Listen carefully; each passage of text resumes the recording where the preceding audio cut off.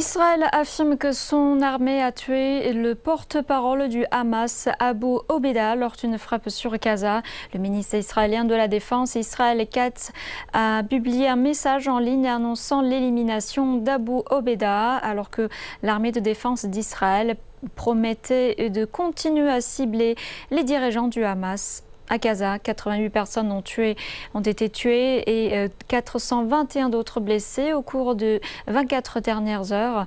Et d'autre part, la flottille mondiale Sumud annonce avoir réuni la plus grande flottille civile de l'histoire pour apporter une aide humanitaire à Gaza.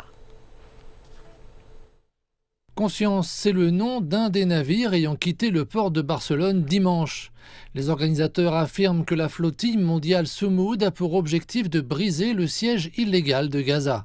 Cette large alliance d'organisations civiles et humanitaires souhaite ouvrir un corridor humanitaire et mettre fin à ce qu'elle qualifie de génocide continu du peuple palestinien. L'activiste brésilien Thiago Avila parle de la plus grande mission de solidarité de l'histoire. Il était assis à côté de la militante suédoise Greta Thunberg lors d'une conférence de presse à Barcelone.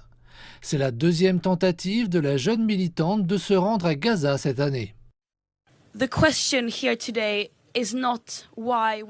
La question qui se pose aujourd'hui n'est pas de savoir pourquoi nous partons.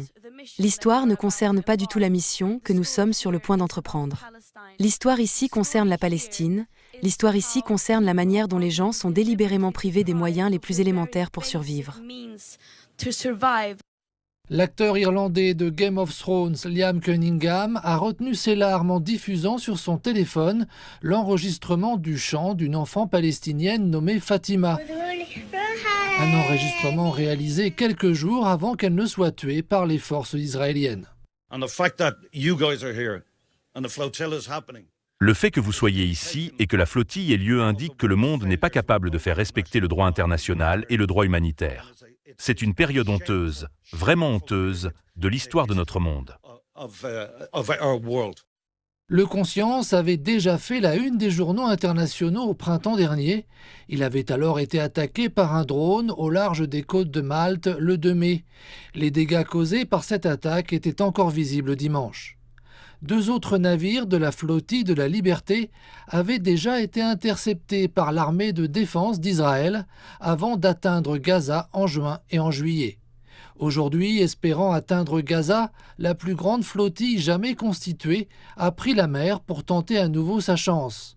Plusieurs milliers de personnes s'étaient rassemblées à Barcelone pour soutenir la mission au moment de son départ d'Espagne. Parallèlement, des manifestations simultanées de soutien et de solidarité avec la Palestine sont prévues dans 44 pays. Alors que la flottille quitte l'Espagne, la souffrance à Gaza s'aggrave. Une famine sévit dans certaines parties de l'enclave et l'armée de défense d'Israël a intensifié ses opérations militaires dans la ville de Gaza. Qu'elles atteignent ou non leur destination, les personnes à bord espèrent que leur message sera entendu par ceux qui peuvent changer les choses.